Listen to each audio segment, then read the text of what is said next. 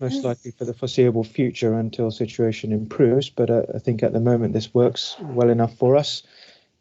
We've started, so this, just to remind everyone, this is a live streaming meeting. So please be mindful there may be public listening in, and there'll be an opportunity on the agenda, as there was historically, to allow questions. So we'll do our best to try and answer those. I was going to suggest, if everyone, well, actually, firstly, if everyone could go on to mute if they're not talking, as in everyone except for me. I was going to suggest earlier on that in an hour and a half, if we're still going, everyone can get up. But actually, I've changed my mind. I think what would be a good idea is if in every half an hour, if you just turn your camera off, it might be an idea if you just stand up and stretch your legs for a minute while the meeting's ongoing. You don't have to, of course, but it's just a suggestion from myself. So somebody trying to say something? Okay. So apologies of absence. So Pam Donnelly and Patrick Higgs.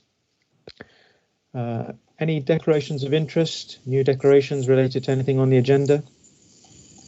Ed, you got your hand up. Yeah, it's just in terms of apologies. So it's just apologies to the board that NHS England have called an urgent meeting on recovery planning and preparing for wave 2, which Richard and I need to attend at 3:45. So we'll be leaving the board slightly early if the board's still running at that time, Chair. So I apologise for that. Not of our design. No, thanks, Ed. Hopefully that allows you to just stay for the question time from the public anyway, if we are still going. So let's. Sorry, so just ask again in case it got lost in that. Any declarations of interest related to anything on the agenda or anything new? No. Okay, so if we could just go to the minutes. So we've got 2 sets of minutes. Oh, so, yeah. Max, you got your hand up? Well, you just finished with anything new there, so I have got something. I've resubmitted my declaration of interest. I'm now a GP advisor for Beacon House. Thank you, Max. I forget you have to pause for a second after saying anything, don't you, for the allowance of a lag. Right, so let's go back to the minutes then for content and accuracy. So the way I'll do this is, if anyone's got any comments about accuracy or content for the 25th of June meetings, please raise your hand.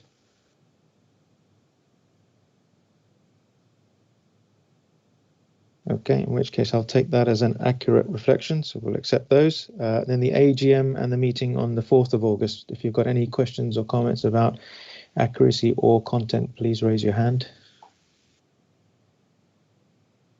Okay, so we shall accept those as well.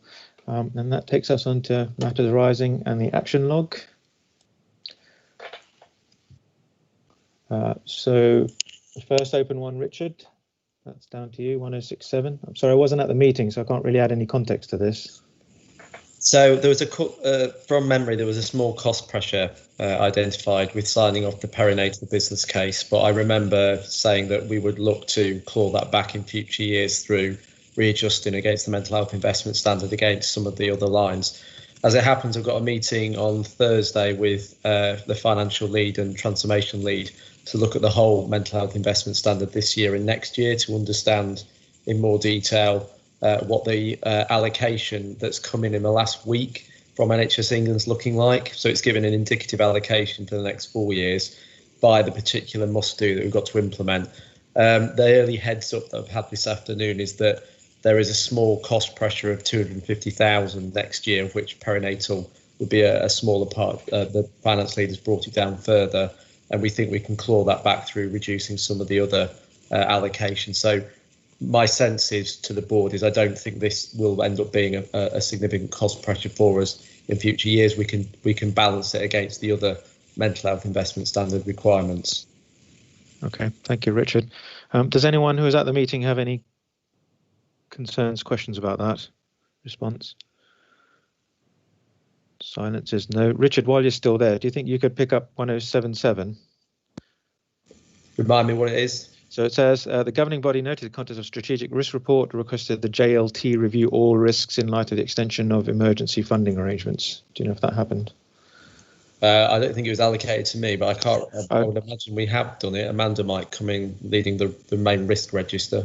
Yeah, thank you, Richard. So in answer to that action, Chair, I think it's fair to say that that conversation is still ongoing through the JLT in terms of the current emergency funding arrangements.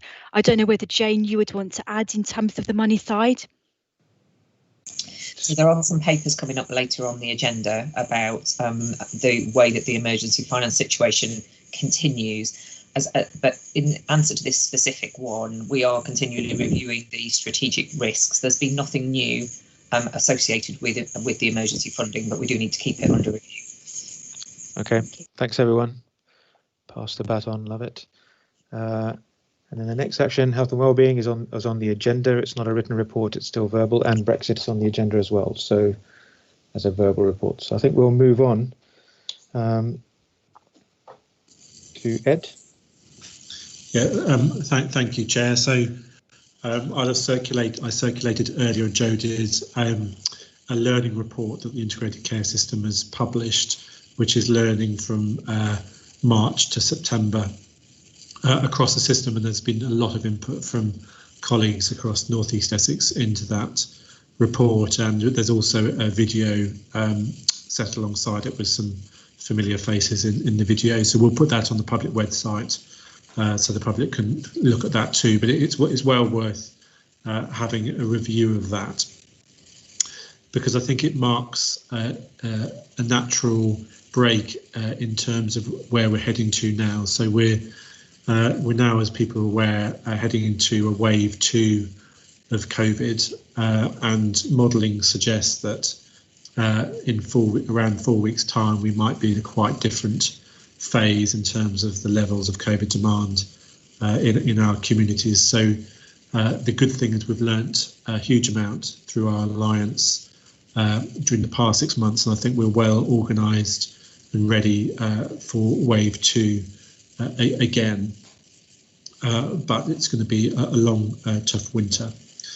So one of the things that we learnt during COVID so far is that there are certain communities who haven't felt sufficiently supported, particularly our Black, Asian, minority ethnic communities. I'm just really pleased to report the work that started in our alliance through Community 360, who organised a major listening event recently, but also CVS Tendering 2, working with communities there. And I'd be really keen to bring a report to a future board chair on that work. And I know that Pam's very closely involved with it and has made a public commitment on behalf of us all that we will listen and take forward actions. And that's, I think, it's very important that we do that.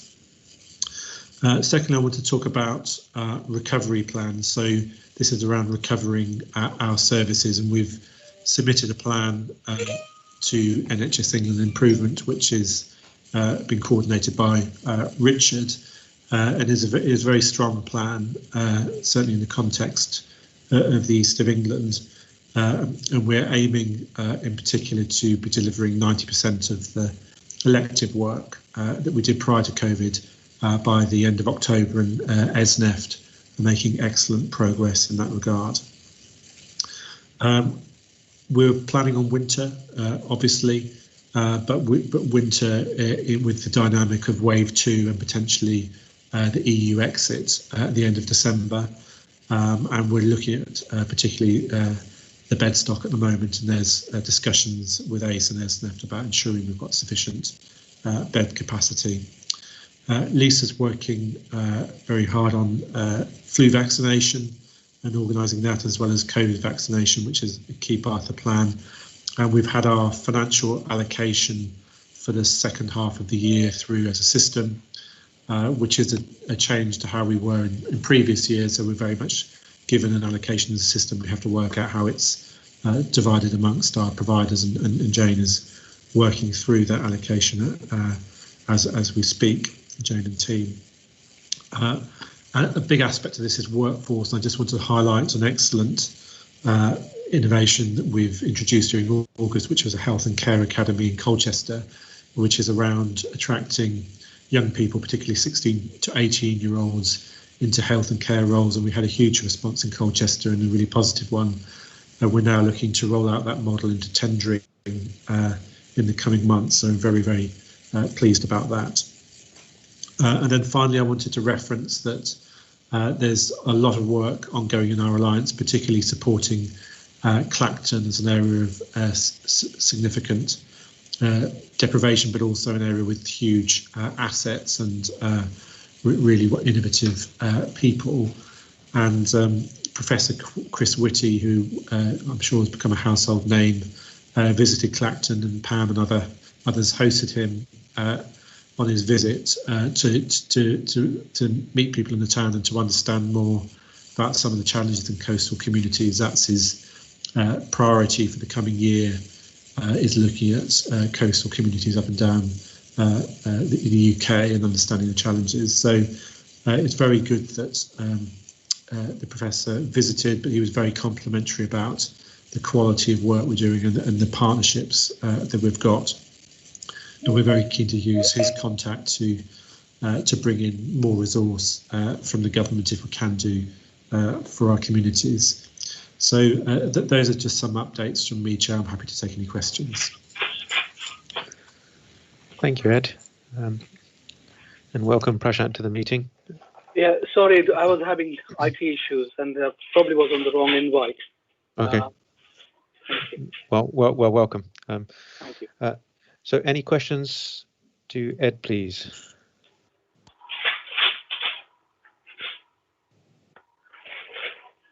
Can you mute yourself, Prashant?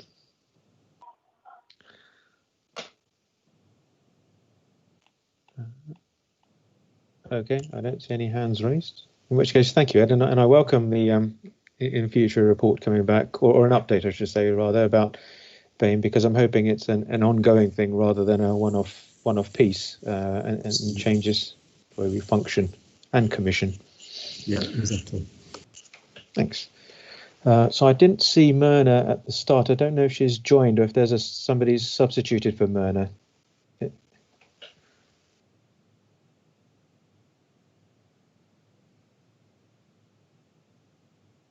I'm assuming that's not in answer to my question about Myrna, Pam.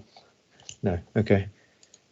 So I don't think Myrna's joined us, so I will, if we take her report as read, if she does happen to join us, then we can come back to it at a stage later. Please remind me if I forget. So let's move on to items for approval then. And the first one is Essex Sexual Violence and Abuse Strategy to receive from Lisa. Thank you, Chair. So this is the first Essex Sexual Violence and Abuse Strategy. The governance has been that both the Safeguarding Adult and Safeguarding Children's Board have approved it, and it's gone through every Essex CCG board and been approved. So the strategy was developed by the partners from Essex Sexual Abuse Strategic Partnership, and it focuses on prevention, victim services, communication, partnership working, and I think is a really helpful document whilst being quite concise, which is always nice in a strategy. There are clear objectives for each theme, and there's an outcomes framework, and I think for us as well there is a helpful chart relating to commissioning responsibilities that we just need to cross-reference and make sure that we are commissioning the services that are requested as part of the strategy. So I won't go through it in any more depth, but I'm happy to take any questions, Hassan. Thank you, Lisa. So have we got any? So welcome, Myrna, by the way. I'll come back to your paper at the end of the items for approval, Myrna, if that's okay. Okay, thank you. So any questions about the Essex Sexual Violence and Abuse Strategy? So Lisa, can I ask, so because we've discussed this item a few times at, not this item, this sort of the adoption of a strategy at Health and Wellbeing Board, but forgive me, I given what's happened, I don't think I know when it was some time ago. So the question is, has this gone back to Health and Wellbeing Board? You know, has it been discussed there, this version, or do you not know? I don't know the answer, and if I'm honest with you, I don't know if I know it's been to the Safeguarding Boards. I'm not sure if it's been to Health and Wellbeing Board. Okay. It might be worth so an email to Chair of Health and Wellbeing Board just so that they're aware of it, because I know we've discussed this item several times, and so if we've got an Essex-wide strategy, it may be that we had looked at it many months ago, but I don't recall. I couldn't find the papers. So also flurry of hands now. Mark. Thank you, Hassan. I was going to support you on that, bearing in mind I'm on the Health and Wellbeing Board as well. I haven't seen it in the last 9 months. So I just think that it's worth we take it back round again, because it's about that jigsaw working, really, that partnership working from health to community services, voluntary and even into education as well for younger people. So I think it's worth us just dwelling back on it again. So I'm very happy to support it today, and then to see it be passed back to the Health and Wellbeing Board for the wider Essex piece. Thank you. Thank you, Mark. Max? Yeah, I was just wondering sort of who takes the lead for making sure it all happens within the strategy. I'm not sure it's completely clear looking at It's the Essex Sexual Abuse Strategic Partnership, Max, which is obviously the multi-agency partnership that sits below the Safeguarding Adults Board in Essex. So that's where the strategy is driven and implemented through that group. Thank you, Lisa. Max, you still got your hand up, just checking. Okay, perfect. That's a wag of the finger. Right, so is everybody happy to adopt the strategy? Subject, well, not obviously subject, but if we could then pass it on to Health and Wellbeing Board, so that'd be great. Perfect. So that takes us on to you, Jane, financial regime and planning. Yeah, thank you, Chair. And it does feel like a rather strange place, NHS finance, this year, as things are trying to keep up with the events that are unfolding around the pandemic, etc. So when we wrote this paper, it was in the middle of September, and at that point we didn't yet know exactly what was going to happen from the 1st of October.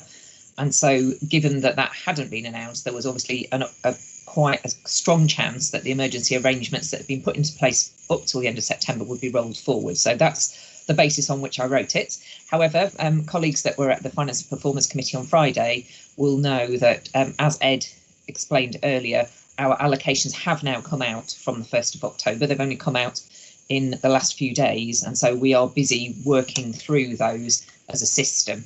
So, and in line with the work which has been spoken about earlier, we've been developing plans for phase 3 recovery and for winter, and looking at what the activity and performance will be around those. We are now we have the allocations, we are working through the costings for those. Previously, we've done the work on the costings on the expenditure side, and now we're trying to work out exactly how the allocations we've been given fit with those, which sounds very simple because you would think it is one figure, but actually it's not simple at all. In fact, little bits of the jigsaw are coming out almost daily, and we've just received this morning notification of a lot of our allocations around the long-term plan fundings, things like mental health, maternity, etc. So we are still working through those. But just to give you some highlights of a few features of that, in the paper there's a section 2.2 which talks about what we expected the financial architecture to look like from October onwards, and actually most of those features are present within the allocations and the guidance that we've received so far. So as Ed said earlier, we are returning to an allocations-based system rather than the system we've been in months 1 to 6, where all of the NHS has been funded to break even. So as I say, up till the end of September, we've been, and you'll hear later on the agenda, we've been submitting our financial returns and then been given additional allocation to bring us back to a break-even position. That won't continue from 1st of October. It's back to a sort of a hybrid between an emergency arrangement and a more normal situation. But from the CCG point of view, we'll be given an allocation and expected to live within those.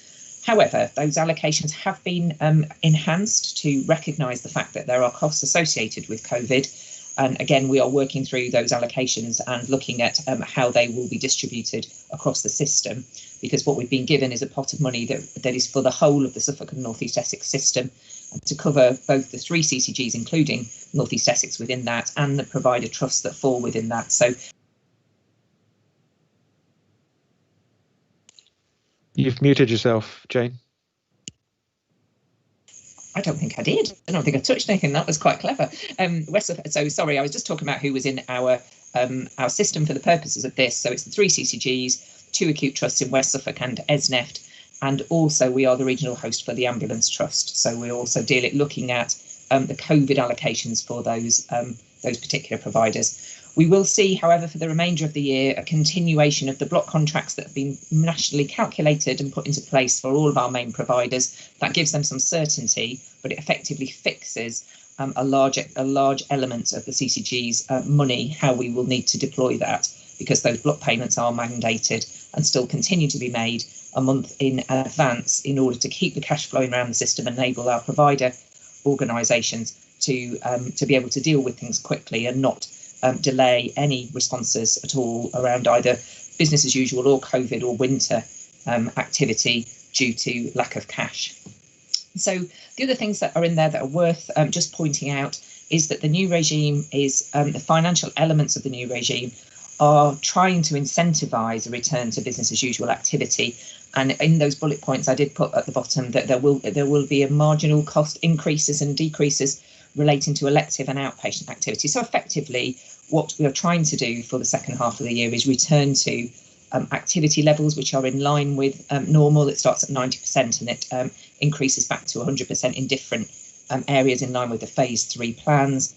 If our providers achieve those, they will receive the block contracts as expected. If they significantly undershoot, there will be some financial penalties associated with that, a marginal reduction at approximately 25%. And if they exceed those, there will be increases to the payments that they receive, and that's at marginal rate of 75%. So the idea of that is to incentivise the system to get on with that extra activity. The guidance for that came out on Friday, and we are just working through the finer details of how that will work. So I won't say any more because there are more papers on the agenda which are on a similar theme. But it's really just to, if we can move to the recommendations, if that's okay, Chair. The recommendations need to be changed very slightly. So the first one is not valid anymore, that we don't need to note that there is an extension to the emergency finance period because that will officially end later this week. However, the other 3 recommendations are that because we have only recently received the allocations, we will roll into October without a formal budget in place. So the rest of the recommendations are really just to say that if the board can bear with us and roll forward the arrangements we've got in place up till the end of month 6, which is effectively a set of allocations that we just want to roll forward for another month until such point as we've been able to work through the new funding announcements, take that back through the Financial Performance Committee, who are asking if they can look at that on behalf of the board and bring it back in due course. So it's effectively, we've still got a bit more work to do. We're working well on the development of our financial plan, and we took some initial work on that to Finance Committee on Friday, but just really asking for a little bit of time for us to work through the figures, and so that hopefully by next time we meet as a governing body, we'll have a clear budget for the remainder of the year. Thank you, Jane. Very clear. Mark, you've got your hand up.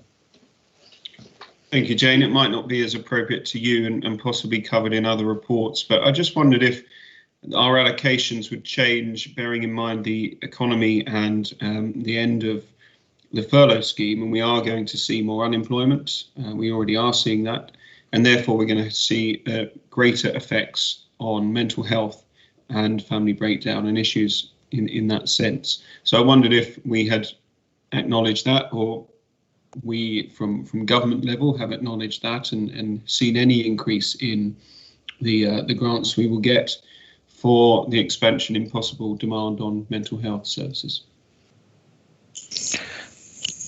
Okay, if I can have a go at answering that one, it's so the funding that we've been given is a combination of funding that we need to make good the centrally calculated provider blocks. So that will include mental health. However, neither of our mental health providers, certainly not EPUT, falls within our STP for this purpose. It falls within Mid-Essex for this purpose. Mid-Essex will have been given funding for mental health within there, the blocks to be put within there. But more specifically, I think you're asking me about funding to acknowledge the kind of increased levels of mental health. So there are two elements within the allocation that are not the kind of standard. One of them is the COVID, and the other one is a small amount of growth monies for the system, and that element is to cover everything else. So if we have got additional pressures around mental health, which we inevitably will have, that will be the area that we'll need to take it from. And that has been distributed, we understand, on a weighted capitation basis, taking into account the providers that fall into each patch. So other than the usual weighting for deprivation, I don't think there's been a specific weighting that would take account any differential between areas. I hope I've explained that properly. Thank you. Yeah. You're on mute, Hassan.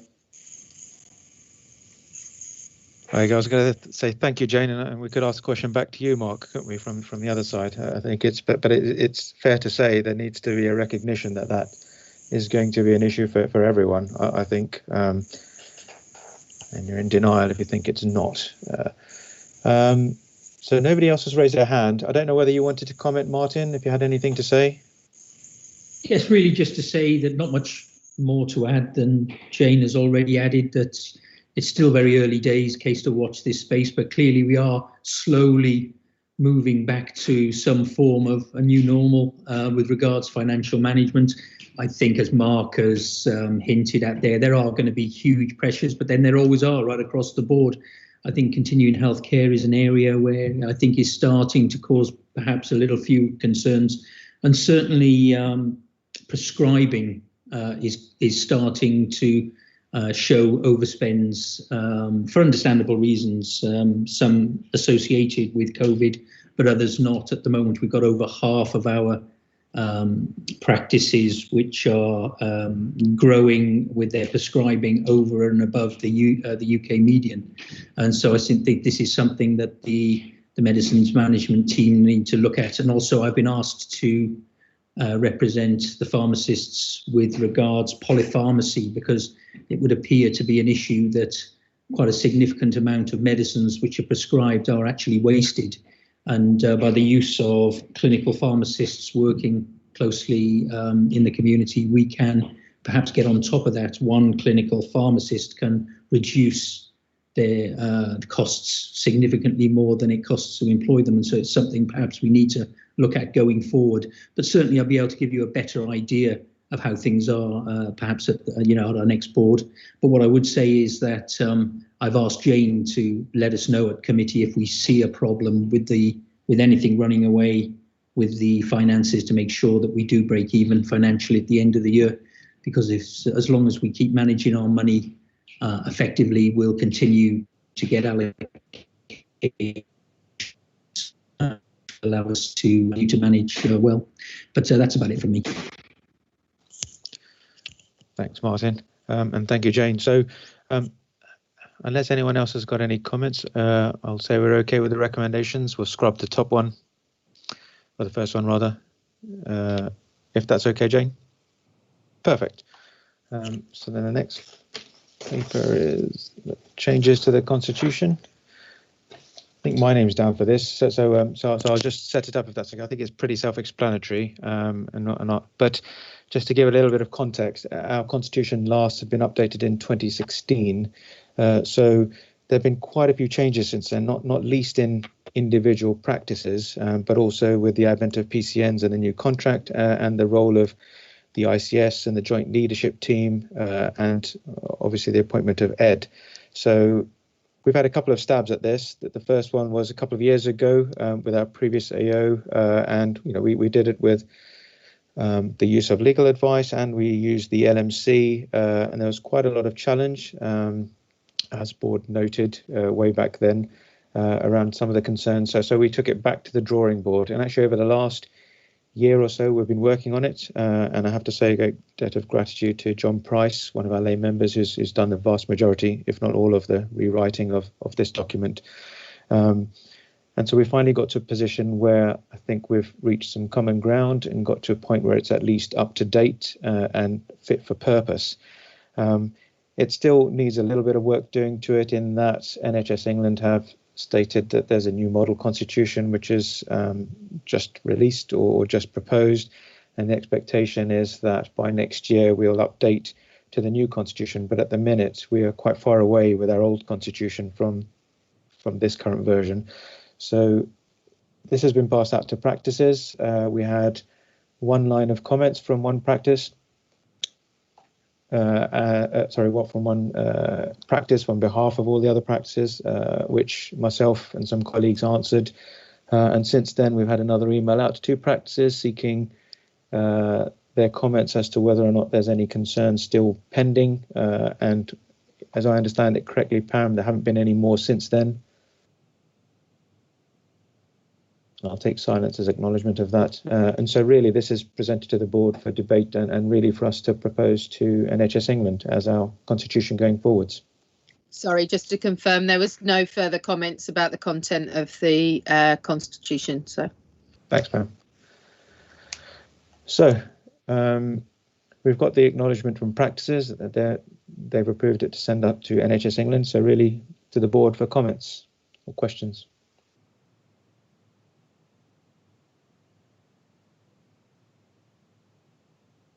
Okay, Max. Yeah, I'd just like to explore a little bit more about the status of this constitution. So, I mean, obviously there is talk around mergers of CCGs. Not seen anything official about that. I'm not sure if there is anything official about that. Is this constitution seen as a constitution that's going to be around for a good deal of time, or do we see rewriting it again in the next few months to fit with this model constitution? And I think just my concerns a little bit around the uncertainty of everything at the moment, and the need for us as an organisation to have a bit more certainty, and so that we can do the right sort of planning, that we actually enact what is in this constitution. You know, I've read it. I haven't got a problem with it, but I just think, we need to actually say, well, this is a constitution we're working with, and not just a sort of a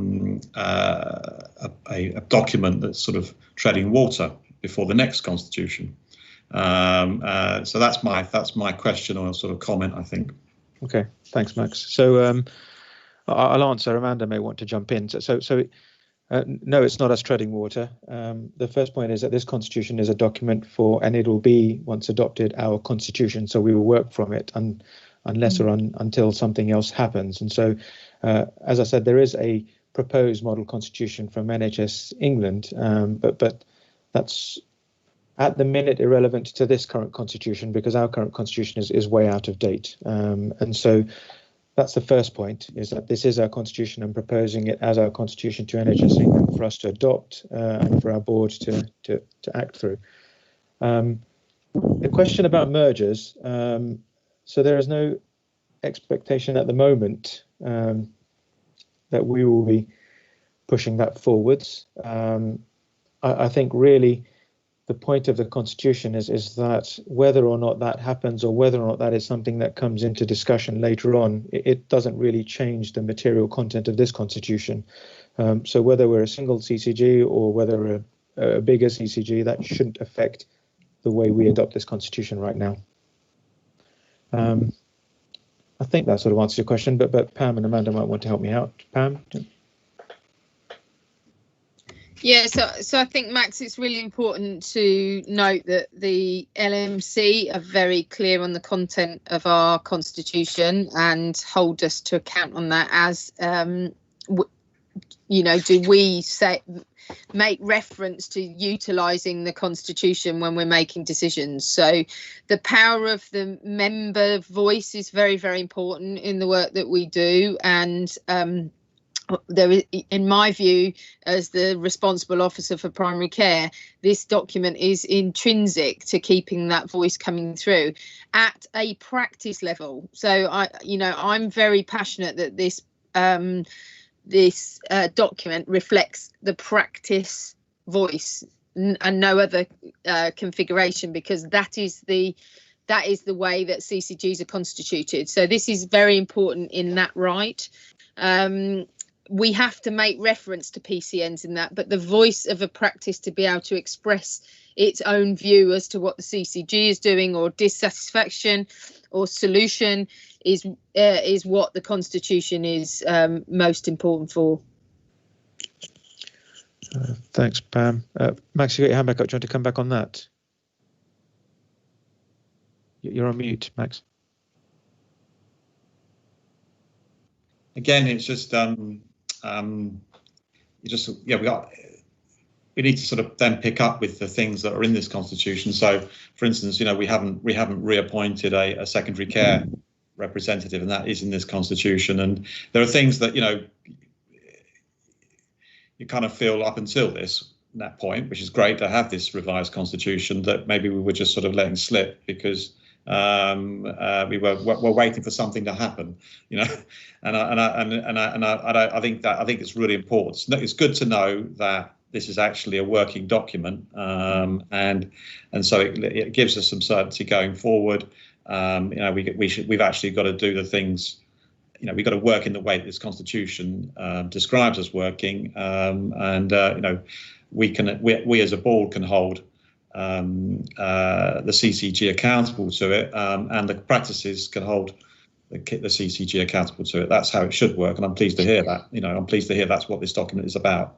So and it's certainly on my desktop if it's not on anybody else's, and I have done many searches over my time as the responsible officer for primary care. It is the document that binds the CCG and its member practices, and that is a critical relationship, and this document guides that, which is why I really feel we should get it up to date now. Yeah, and it's also worth saying, Max. So although it's now coming to board, this is, I think, realistically, so since early last year, we've been working on this in various forms and various iterations, and been bounced between practices and the LMC. So actually, it's taken a long time to get to this position of having a document, and I really do owe a debt of gratitude to John, because he's worked tirelessly on it. But it's also one of those things that actually it needs to be a workable document, and one that people actually understand. And I think we've finally got to a point where it is that. Amanda, I don't know whether you wanted to say anything. Well, I was just actually going to endorse what you've said, Hassan, and indeed Pam. And I think an awful lot of work has been undertaken over many months, and John Price has done a fantastic job in getting the current constitution up to date. And I think it's something that we should endorse as a governing body. So at least we can then submit to NHS England, knowing that we have, updated where we can the current, and then what then happens thereafter is something that we need to collectively work through as a governing body, and indeed with our member practices, irrespective of any merger or otherwise. At the moment, North East Essex Clinical Commissioning Group is a statutory organisation and must have a fit for purpose constitution, which I think this document does achieve. Thank you, Amanda. Prashant? You're on mute. Can you hear me? Yeah, just wanted to pick up a minor point. If this is a mandatory sort of and a statutory framework going forward, you have mentioned that in this mandatory framework, there's a chair and there's a vice chair, and the vice chair is going to be a lay member. Just wonder if it could be a clinical member, because we have people in the board who have got lots to give with their skills. Now you're testing me, but I believe the guidance is that the vice chair always has to be a non-clinical of the board, has to be a non-clinician, so it has to be a lay member. I'm looking around for approval. I'm pretty certain that's in the model constitution. That's a requirement. You can have a vice clinical chair, but the vice chair of the board has to be a lay member, Prashant. Okay, thanks. Right. In which case, any other questions, comments? Are you content, Max, then with the responses? You're on mute, but I'm taking your nod as yes. Yeah, that's good. I mean, I think that's clarified things, which is good. I think it gives us. I think it was good is that it gives we've got a lot of work to do, haven't we? We do. And we need to have a bit of certainty going forward. And okay, yes, government can change the goalposts at any time, and we know that, we realise that, and that's but we've got to get on with our work, haven't we? So yeah, as an organisation, yeah. I think it'd be nice to draw a line under this, seeing it's been in draft form for such a long time, and I think it's just let's get it submitted to NHS England, and as you say, let's start working to it. Perfect. So then now, if I can just go, so we'll take the recommendation, which is to submit to NHS England, Joe. So if we just go backwards to item 7, because Myrna joined us a little late. Myrna, you still there? Yes, I am. Perfect. I do apologise. As usual, I had a job to log in again. I got all ready this morning and I thought it was going to be so easy, and now it all went wrong. Not to worry. Time. Okay. So you've all got a copy of our report. We are pleased to see that now the general public will be able to join the meetings and to hear them. But I wonder how you've been publicising this through your comms team. We did put it into the forum focus that we produce. It goes out to our members and people that have asked to receive it. But I just think probably it needs to go into the press or something so that more people know about it. I just wonder if there's been given any thought to that at all, or whether you've already started to do that. But we haven't seen it in the press. Okay. Do you have any other questions, Myrna, before I ask? I don't. Oh, okay. So thank you for your report. So that's a really good challenge, and the honest answer is I don't know where it was advertised or how it was advertised. I actually don't even know how many people we've got that are signed on listening. I think Simon and Sarah have joined the meeting. I don't know whether you're able to answer that question or maybe. Can anybody answer that question? So let me try, Hassan. So in terms of where it's advertised, Myrna, we do publish our governing body meetings on our CCG website, and I'm pretty sure that we do actually advertise in our local press. But Simon is on the call, and I'm hoping that Simon can hear the question and can confirm or otherwise. Well, Jared's put his hand up. Great. Okay. Jared? Hello, it's actually not Jared, it's Sarah. My PC is live streaming, so it's a bit out of action at the moment, but I think I can answer this. So we have publicised the fact that we're live streaming via social media, and it is on the events section of our website. We currently have 2 viewers, but we're hoping that more will be able to view the recording, because the live stream will be able to be viewed back at a later date. So I hope that answers your question, Myrna. Okay, thank you, Sarah. So I think the answer is that we could probably do a little bit more work. It is on the website. It is on the website, but not everybody is aware of the website. So, normally in the past, they have been put out to the press and it's gone into the local papers, so people are aware. So if they have got a question, but they don't normally listen or come in, it gives them the opportunity to do that. Okay, so that's a good comment, Myrna. Amanda, you want to come back? I just wanted to come back on that really good comment, Myrna. Thank you for the challenge, and I think we in the comms team can take more of an proactive action to make sure that we really do publicise wide and far our future governing body meetings. So thank you for that. Okay, in which case, thank you, Myrna, for your report, your update. So normally we'd be going on now to questions from the public, and I think the process was that, Simon, you were going to pass them on to us if we had questions already, but I'm not sure if you're actually there, Simon. Or will it be you, Sarah, again? Hello, sorry, he's a bit tied up at the moment. Can we come back to you in just a second? Okay, what should I fill the time with then, Dance? I wonder if, so can we perhaps go on to our reports while we're waiting, because we are ahead of time. And so can we go on to the integrated performance report? Paul? Yeah, thank you, Chair. If I may, obviously the board are requested to assure itself that the Finance Performance Committee is satisfied where performance is under par. It has been properly scrutinised. So if I may just give you a bit of context, and maybe Martin, you might want to come in at that point. Subsequently, some of my colleagues from a transformational point of view and quality point of view may want to add some comments, some added information that may sort of satisfy some of the feedback I'm about to give. So I think in terms of the report, I will take it as read. I think you will agree it is pretty comprehensive and pretty detailed. But I think there are some key themes that certainly preoccupy the Performance and Finance Committee, and I'll go through some of those now if that's okay. So it has to be seen within the context of COVID. I think it has to be seen within the challenge going forward with COVID, and I think it will have to increasingly be seen within the context of probably quite a challenging winter.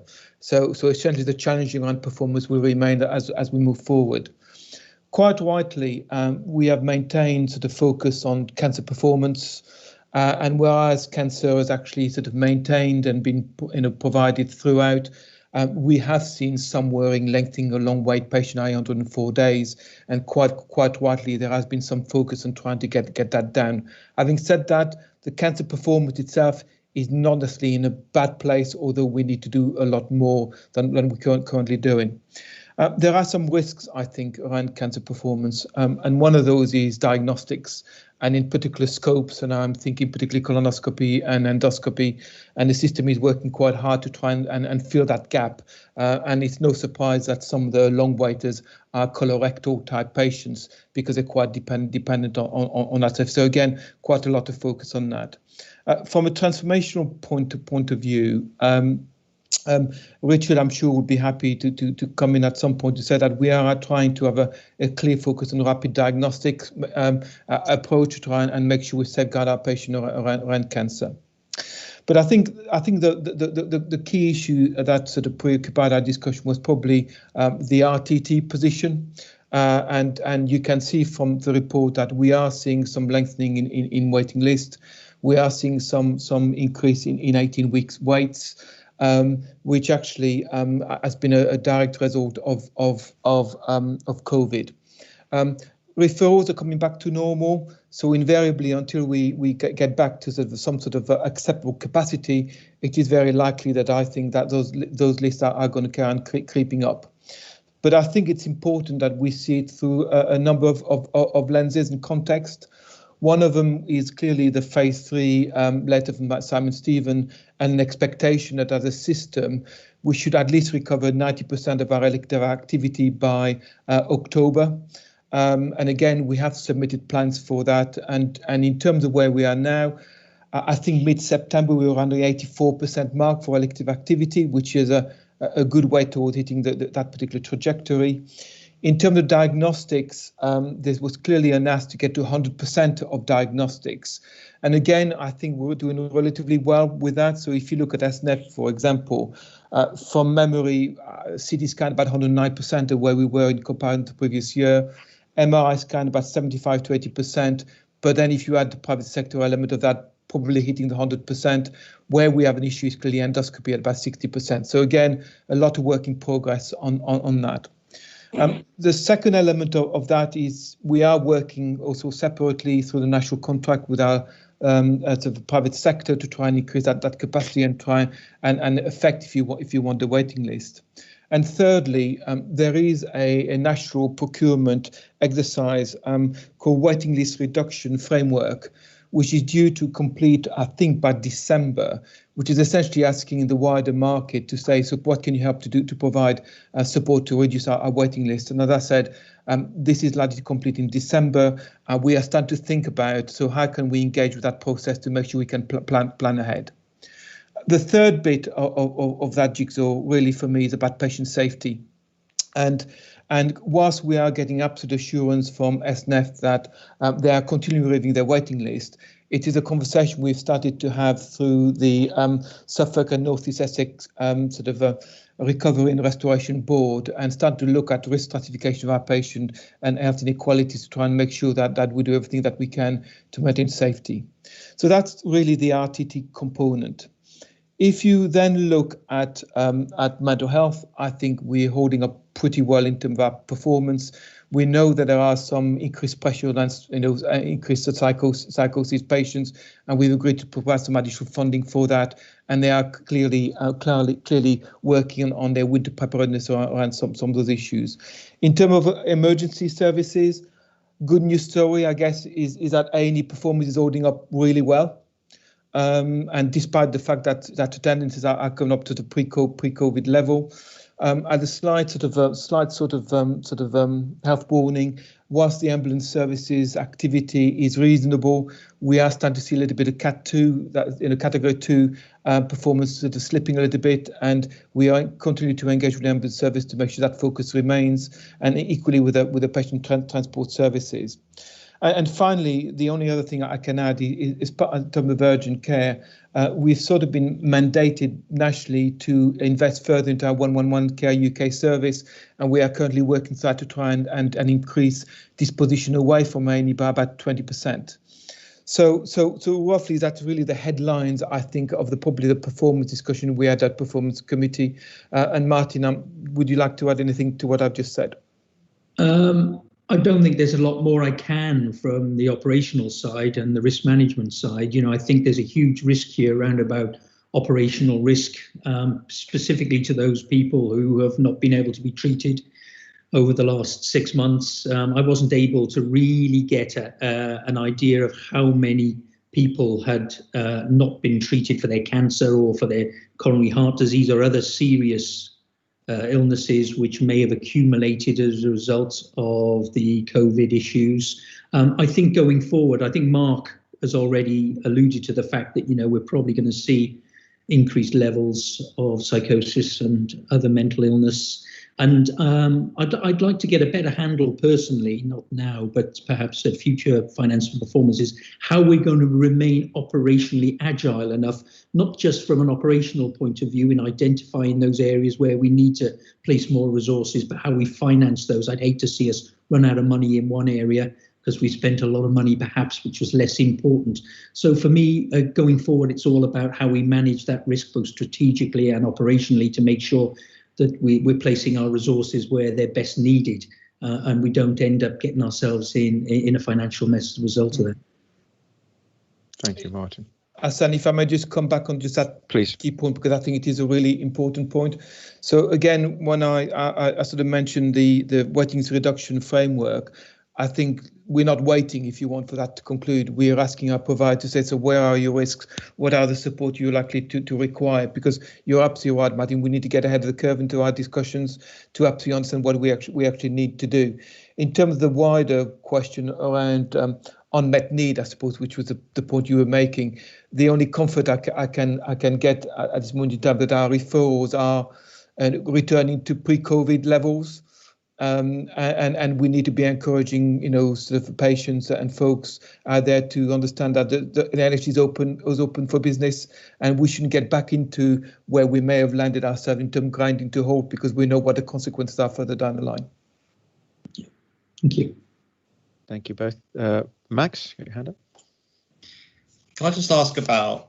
I mean, obviously, it's not a pretty picture at the moment, and it's it's understandable, isn't it? Well, it's not a particularly pretty picture, but what is the status of targets these days? How much are targets something that CCGs and providers held to? Can I ask that question? Is it particularly these post-COVID or these COVID times, if you like, Yeah, I can attempt to answer the question. I think it's fair to say through the COVID initial phase, I would suggest that there was a number of what I could light touch approach to targets, and actually the focus very much became patient safety. And you've only looked at the way cancer was managed through lots of national guidelines, but where patient was safety netted, various decisions made sort of a non-face-to-face and what have you. I think as we're returning back to business as usual, in inverted commas, there is clearly a focus on waiting list size, and one of the key way of returning back to performance, particularly on RTT, is to make sure we have the required capacity to return to performance. On a personal level, I think performance targets inverting are really quite important, but I think we do need to be slightly more agile than that, and where we can't, be thinking about how we can ensure we can measure patient safety. So I think at the moment I would suggest there is a fairly light touch approach to it, but nevertheless I think these standards are really quite important, and we shouldn't lose sight of them. Thank you, Paul. Richard, you got your hand up. I'll just take Paul's lead in terms of adding a few extras, if I may, in terms of the performance report from a transformation perspective and recovery. So the recovery plan for phase 3 has now gone into NHS England last Friday, and I'll make sure that goes round to the board. It's quite a lengthy document building on the phase 2 plan that we submitted. The headline is that we've been rated amber green, which is a new category, which I'm pleased with. I think some of the elements we remain amber on, particularly elective, which I think is fair for the reasons Paul's described in terms of a level of challenge risk inherent with our elective programme. We're not out of line with the rest of the region, and indeed nationally, with the degree of risk still inherent within our elective work to bring back and maintain pre-COVID levels of activity. To aid that, Ed is now chairing a fortnightly meeting of the Suffolk and North East Essex Elective Recovery Board. So we've brought together partners from across the whole of the ICS now to look really at where can we do more at scale supporting our two physical acute hospitals, Essex and West Suffolk. So some of the pieces that we're looking at is the clinical prioritisation of our waiting lists. There is some work that's been doing nationally and regionally that we're now looking locally at. So Angela Tillett, as Medical Director for ESNEFT, is starting to work with her opposite number over at West Suffolk around how they can work together on some of those elements. Just to give you the heads up as well, that the national, we think by the end of this week, early next, Sir Mike Richards' report, national report into diagnostics, will be out. And again, linking back to what Paul said, I think that will have a bearing on how we take forward in the medium to longer term what we need sustainably on diagnostics within Ipswich and East, West Suffolk and North East Essex. We've got some work happening at the moment in terms of demand and capacity on 3 scenarios that the national team sent out on Friday. So effectively to look at how stress testing our demand and capacity recovery plans over the next 6 months of the year. I think we're in a relatively okay position from a planning perspective, but clearly there is a level of unknown related to COVID. So we are continuing to stress test that work. And indeed, Pam and I have got a meeting, plus Paul and ACE and ESNEFT on Friday to go through that in a bit more detail. On children's, I chaired the first meeting of the Essex-wide Joint Commissioning Group. So you may recall this is linked to the SEND inspection that we had about a year or so back that Lisa's leading. So that group is bringing together Essex health and care partners to work together on speech and language therapy, neurodevelopment and behaviour and equipment, so that we get a consistent model and approach across Essex. So I think that will take quite a bit of time and energy to bring that about. And then finally, just on mental health, which has got some bearing on performance, we've got 2 business cases being developed, one for IAPT to get us up to the 30% threshold of need that is expected in the next few years. And secondly, there is now a bidding opportunity opening up for community mental health. So Pam's team and my team will be working together with ePut and other partners to put in something to access further transformation monies, which again will help our mental health performance. Thank you, Richard, for the added info. Has anyone got questions? Can I make a quick comment then, if that's okay? So just 2 points. So firstly, Paul, thank you for the report. It's really comprehensive and detailed report. I just sometimes I have two things. One is just the use of percentages. So whereas there's a standard or an outcome that we have to go to in terms of reaching a percentage, I understand that. But sometimes when we use percentages, it doesn't give me an idea of real people. So for example, the 2-week response to psychosis in IOPTA says 50%. I don't really get a feel of whether that's 1 of 2 people that weren't seen on time, or whether that was 50 people that weren't seen on time. And also how long that person then had to wait if it wasn't 2 weeks. It's just understanding what the difference is.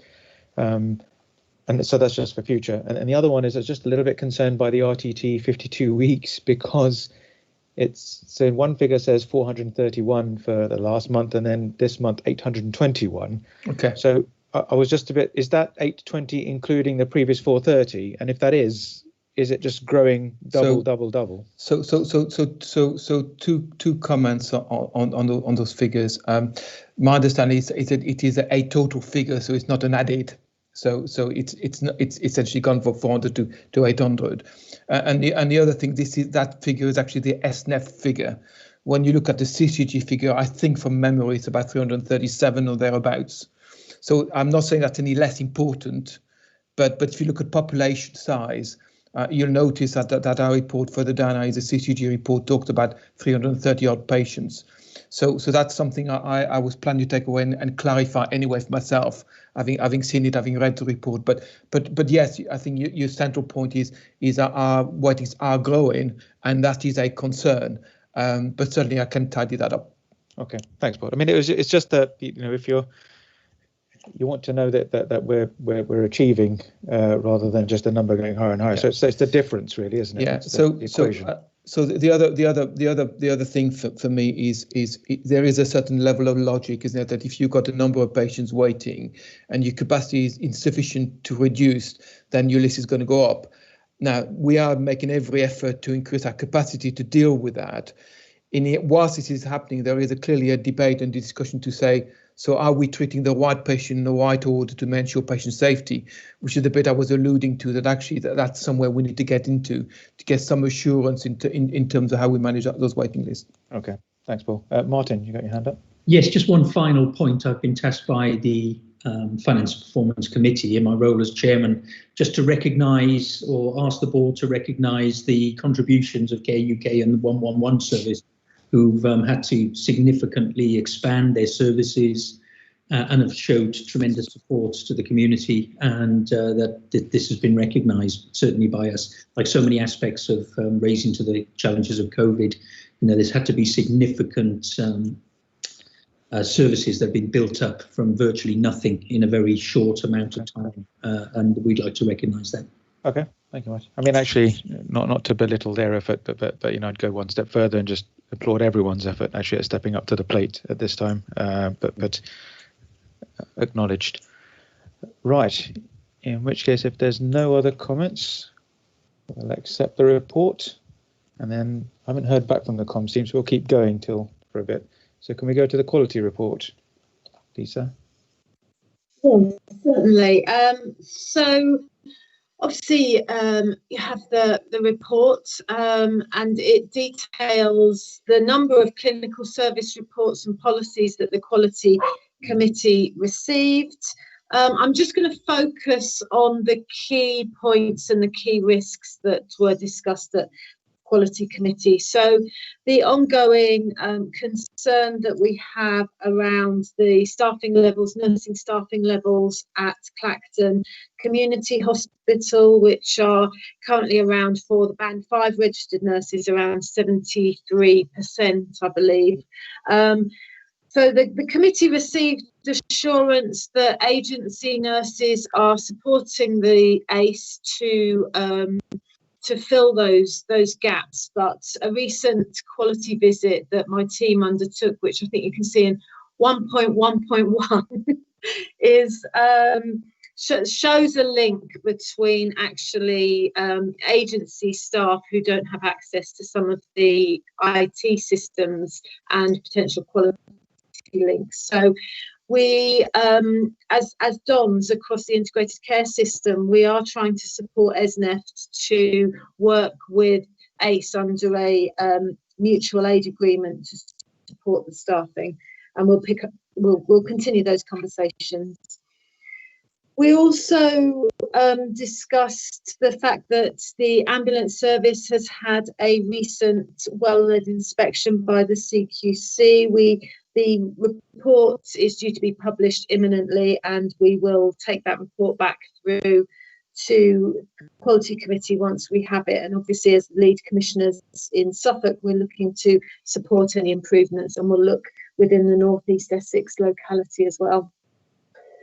We discussed and received a report on the Signet Group, particularly in relation to yew trees, and obviously there's been some media around the closure of yew trees recently, a police investigation and a CQC inspection. So I'm pleased to say that all residents have been moved from those environments into other accommodation, and so that's both Bulls Park and yew trees that is now closed. We also received a learning document that has been published by NHSEI following the death of a North East Essex young lady who was a service user in EPUT, and she died in January 2019. There was an independent investigation commissioned by NHSEI, and the learning document's been published on NHSEI's website. And for North East Essex, there is some significant learning around personality disorder pathways, which the board will remember is being progressed in North East Essex. It really focuses the mind on the need for the personality disorder service, and that was one of the key elements of learning that came out of the review of that young lady's care and treatment. So with SEND improve, we received the SEND summary report. Obviously, most of the work that the partnerships in SEND are doing is focused around supporting children back to school, and all the DCOs in Essex are supporting the special school nurses, particularly in the special schools and for children in mainstream education that have special educational needs and disabilities. There are some children, unfortunately, that not able to support back into school environment, and we're just undergoing risk assessments, multi-agency risk assessments with those families to try and find a way that we can follow guidance from PHE but also support some return to school for those children. And the other thing, it didn't go to quality review, but it's a contemporary thing, is we have established, I think Ed was saying earlier, the Suffolk and North East Essex Flu and COVID Mass Vaccination Board, which is the vehicle for planning both flu vaccination and bringing it together across the system of vaccination staff and patients, but also the planning for the COVID vaccination once it becomes available to us. Thank you. I don't know if Mark has anything that he wants to add. Thanks, Lisa. Mark, have you got anything to add? I think Lisa's covered pretty much all of it. Thank you. I took the chair to cover for Pam last time. What I did bring up at that committee was also the patient perspective during COVID, which was brought up from the Word on the Street report as well. So just talking about how patients were viewing the service, there was many positives. Also some discussion about the difference between, particularly with GPs, some consistency issues, but we're very much in the belief that every GP is doing their best at this time. Every primary care service is different, but I think we just need to understand that we're giving clear advice of the right thing to do. And I think from our CCG point of view, we have done really well, and I'll pick up some of that in the Alliance report shortly as well. Thank you, Mark. And thanks, Lisa, for talking us through the report. So any questions, comments? Martin. I was just going to say, really, this was a question that came out of our new performance pack, which Paul has very kindly drawn up for us now every month at F&P, and it relates to serious incidents and incidents. And one area we questioned, because we hadn't seen this data before, was that I think it was in June, there was somewhere in the region of 1,400, 1,500 incidents, of which several were serious. But that seemed to us to be an incredibly high number of incidents. I mean, I don't know what those incidents were, but to have 1,500 incidents in Esneft in just 1 month alone just seems to us to be incredibly high. Should we be worried? So no, I don't think you should be worried. So all the data on incidents is uploaded to the National Reporting and Learning System, NRLS, and there's a benchmark data set that is released that looks at the level of reporting, comparable to other size organisations. And obviously high reporting is seen as a good cultural thing. They are a massive organisation as well. Oh, there you go, Pam saying that the culture of open reporting is very healthy, almost as if we prepared it earlier. But I don't think it's particularly, it will be every single incident. So if a porter finds a piece of paper outside that has a patient's name on, that will be reported as an incident. If everything and anything by anybody that happens in that trust that is considered to be a small up to 6 will be recorded. Okay, thanks for that. I just thought, just one incident would be far too many, let alone 1,500 of them. Thanks, Martin. Ed, if they only reported one, I'd be worried. Yeah. So it's just to say, Martin, the press actually picked up this issue as well, and it was explained. I can send the press statement to you if you like, but the Esneft have deliberately changed their threshold around reporting incidents. So I think the reporting pressure damage on admission to hospitals is now within an average of 2 days. Esneft national guidance is within 5 days. So they've increased their level of reporting to improve patient care. So I think that explains why there's a high number, but you might want to dig into that to understand it better, because I'm just reading off a press statement. Thank you. Thanks, Ed. Thanks, everyone. So unless there's any other questions or comments, I'm going to note the report and we'll move on to the Alliance Committee. This has got Pam's name on it. Is it yourself, Pam, that's giving it?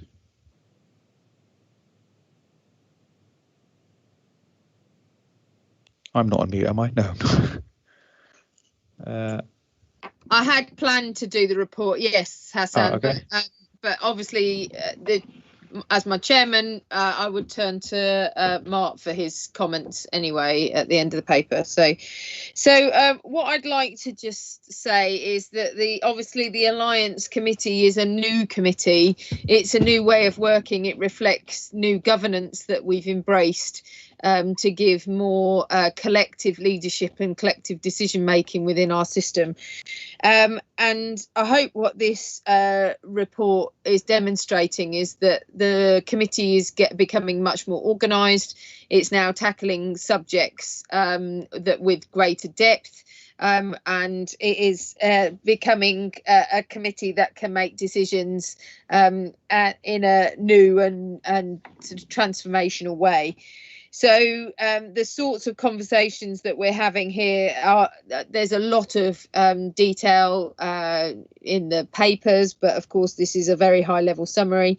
And I think it's important to also note that Frida Barty's accepted the role as deputy chair to Mark, so that gives us a lot more resilience within our organisation.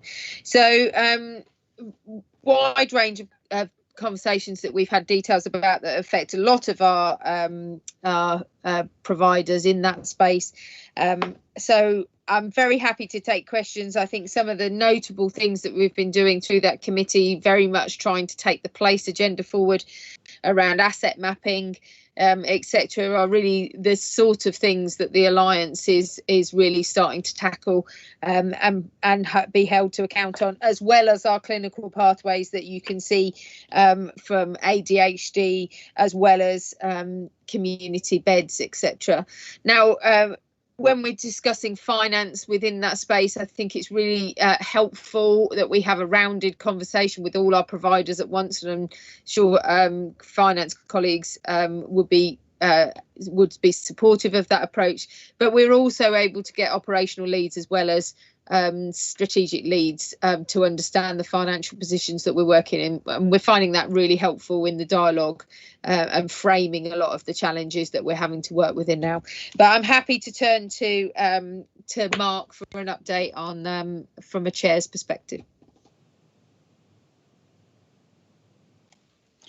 Thank you, Pam. Thank you, Hassan. So really, you've covered most of it, Pam. I would say that the report highlights the best bits, the highlights of what we've done, and already it's an excellent example of joint working, as you say, across the whole system, bringing together the ethos of that much more collective alliance working. So I'm really pleased to be able to head that up and coordinate that for you, especially with the focus on that community asset mapping. I think that is a much better way of working, and together the Alliance brings together all the different partners that can have some part in that, especially voluntary sector as well, who've been really helpful during COVID. And I just wanted to say, during COVID, what we've seen is some excellent work from our Alliance partners, Mark Jarman Howe leading with his teams, supporting our care homes, which I think has been phenomenal, bearing in mind the high number of care homes we have in our health footprint. And also the updates we've had from Richard and the team about the third phase of the NHS COVID support, which is also linked to the winter planning that we've assessed as well, which also links to the community beds that we were talking about earlier. So I think we have covered a lot, still very eager to help support the Alliance to grow and to strengthen and to make decisions together to spend money as a wider system. So I'm happy to take any questions as well, but I think we're up and running now, and I'm pleased to have Frida as my deputy as well. So thank you. Thank you, Mark. Thank you, Pam. So any questions, comments? Okay, in which case we're asked to note the report, and thank you, Mark, for volunteering to present the report from here on in. Very useful. So doesn't mean you have to write it. So GP commissioning committee report. Is that you again, Pam? Yes, it is. So again, summary of the meetings that we've held. I think it's worth noting that we've had the patient access and satisfaction survey results reported to the board. Congratulations to a member of our board, Frida, for topping the league table on that. I couldn't not take the opportunity to say that, so that's excellent. We have seen some practices deteriorate in their access and patient satisfaction, and the committee is very committed to working with all elements of the CCG staff in an MDT multidisciplinary approach to working with those practices and being supportive. So that's one of the things that we keep a very close eye on in that committee. Also, there's been a significant piece of work from our workforce colleagues around, and a number of GPs, Max being one of them, around the wellbeing offer for our local primary care practitioners. Not just GPs, but all the workforce within primary care, brought about by the very sad loss of one of our GPs due to suicide. So we've taken on the mantle of making sure that we've got support services accessible to all those individuals, such that they can access them independently. And I learned today that we'll be using a system that we use for data analysis to market those approaches for practitioners to access through our ClickView system, which everybody has access to.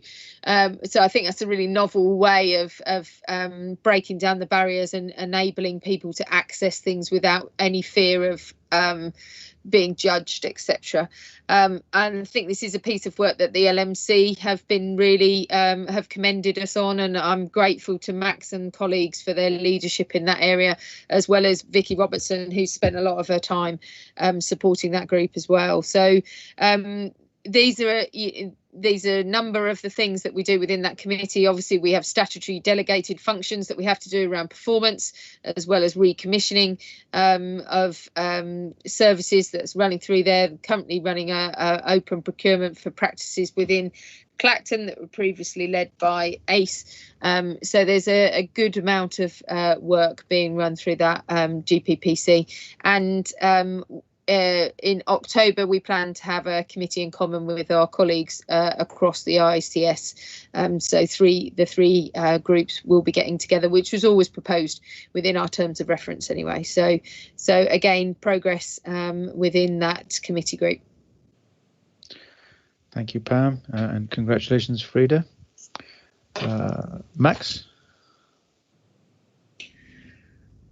Yeah, thank you. Thank you very much, Chairman. Thanks, Pam, for your comments. Can I just ask about the GP wellbeing strategy that we're trying to sort of develop as an organisation? We're going to be having the educational event in early November, and the strategy is going to be presented at that meeting. So it would be nice to know that it's going to have some sort of status, and is it going to go through well, we'd like it to go through the GP commissioning committee as a strategy to be approved by them, ideally, I think, so that it becomes part of the structure, if you like, of the organisation, and has a status that that we can actually present to GPs and say this is actually a document that we're going to work towards. That is the proposed route, Max, that it will go through that committee. It's intrinsic to the workforce support that we give to primary care, and I think it would also be important for it to come to this board as well for noting.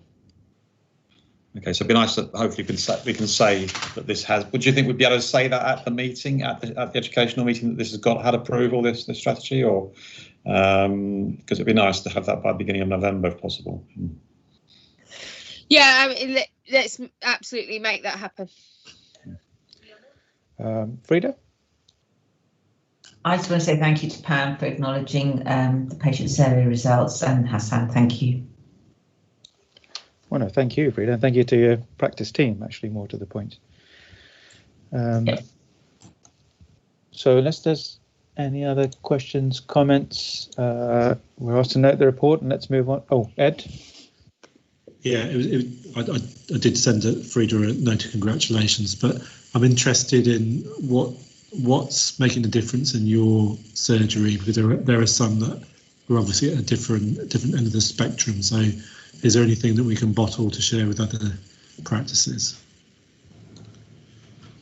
Can I just say that I think that there's several things that makes the practice work, and so this probably is a long answer, so I won't shorten it. I think it's teamwork. I think we work really well as a team. I think we have a very low turnover of staff, and we manage our staff and their well-being really well, which I think is reflected in the way they treat their patients as well, all the patients, and also our access and the access to doctors is good. We have several doctors, and we're not short of clinical staff, so we don't have the workload issues that other practices have in terms of workforce.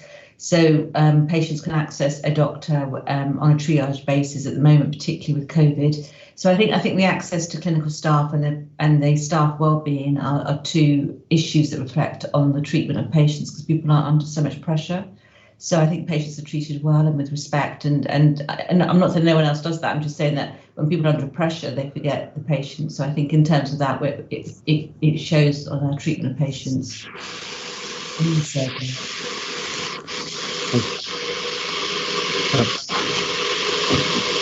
Has somebody got a food processor on? Jerry.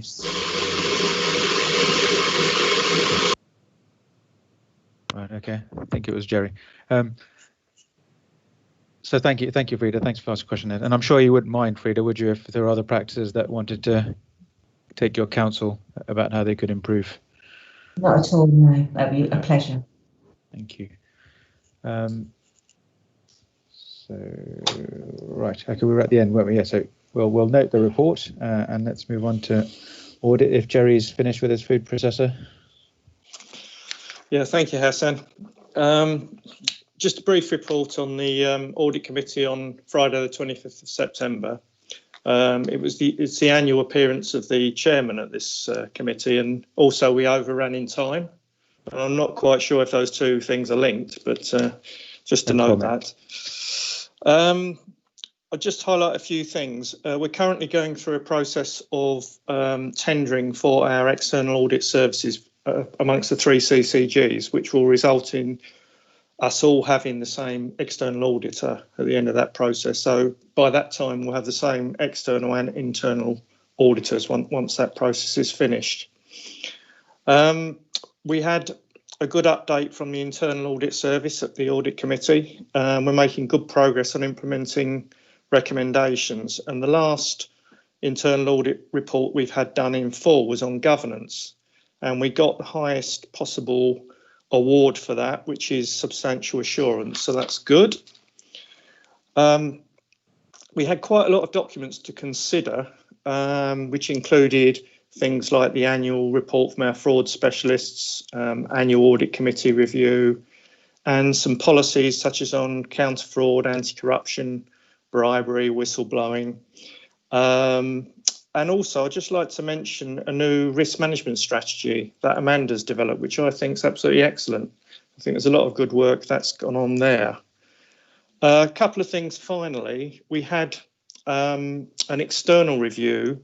I think it was done by Pete Marwicks off the top of my head, which was about whether or not we complied with the mental health investment standard, which concluded that we had, which was good news. And the final item on the agenda, Hassan and John Price both left the meeting at that point because it was around some decisions that had been made by the GP Commissioning Committee about claims in relation to COVID. And our job as Audit Committee was to review that decision. And after discussion, we agreed to support the GP Commissioning Committee on what they decided. That was it. You'll get the full papers of this audit committee next time round, but I'm happy to take any questions if you've got any. Thank you. Thank you, Jerry, and my apologies if I caused you to overrun. Should learn to keep my mouth closed. Any questions or comments? Frida? You're on mute. And now you're frozen. You're on mute and frozen, Frida. Oh, sorry. Can you hear me now? I just want to ask Jerry about what you mean about the COVID spending. I don't understand that aspect of the report. It was a claim that a particular practice had put in. I wouldn't like to talk in too much detail about it here. Happy to talk to you outside. And the claim was judged to be unacceptable in relation to other claims that all the practices have made in relation to their peers. So it was regarded as excessive.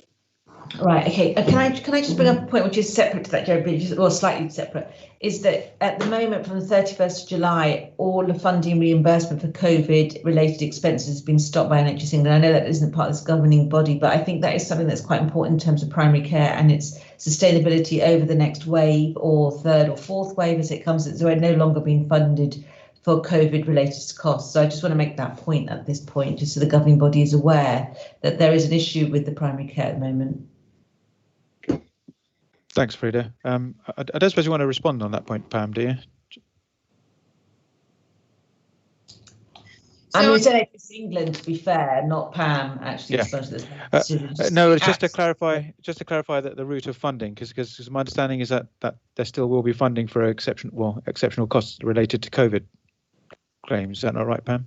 Yeah, so So Jane's outlined that we've got one pot, and the one pot has to service the whole system, and that's the only access to additional funds that we've got. So we do, the PPE claims are should all be going through the national delivery system, so that costs for practices are mitigated from that perspective. Obviously, where there's depending on what sort of demand we see with the second spike and winter, we will be talking to our PCN leads about how we can support the sustainability of our practices generally, and whether we go into those conversations around hot hubs, etc. Again, we left that open to at the end of the last COVID spike. But as Jane, I'm sure, will attest, the one pot has to look after everybody's exceptional needs. So. Thanks, Pam. And sorry, Jane, I should have brought you in, but unfortunately, Pam's camera's staring me in the face right now. And so she's the first person I went to. Don't worry, Pam covered it really well. I mean, just to say that Pam's absolutely right. We've got one pot for COVID, and there are a number of categories that we've all been analysing expenditure across the year, both ourselves as CCGs and our provider trusts. And the allocations are clear which of those categories continue and which ones are excluded from the second half of the year. And primary care is specifically excluded. It is meant to be business as usual funding for primary care. Now, obviously, as Pam said, it's something that we will have a degree of local discretion over, but there's no specific funding for primary care in that COVID allocation from October onwards. So I don't want to get into a long debate about this, but Frida, you want to come back? No, I just wanted to thank both Jane and Pam for that response. I just want to say that I think this is a bit unfair, but again, we can take this outside this meeting. I accept that, but I don't blame Jane or Pam for that decision, because I understand it's from above. But I thank you for responding, and I think we should reconsider that if we can, and certainly feed that back to the NHS England, because this is not going to be sustainable for many GP practices if we have a wave as big as the first wave was. So I think it's fair to say, Frida, isn't it, that actually if we're feeling the pressure, then secondary care will also be feeling the pressure. And so there's got to be an acknowledgement at some point that if there is that feeling of pressure, we've got somebody to talk to about it and to help us resolve it. But coming back to your report, Jerry, thank you so much. Thank you. And I think we'll move on then, if that's okay, to the COVID-19 Resource Approval Committee. Jane, thank you. Yes, thank you, Chair. And this is the regular report to the committee on a temporary committee that we set up at the beginning of the pandemic. It's a committee that works across the three CCGs and looks to make quick decisions to enable us to action things quickly that we've needed to do over the pandemic.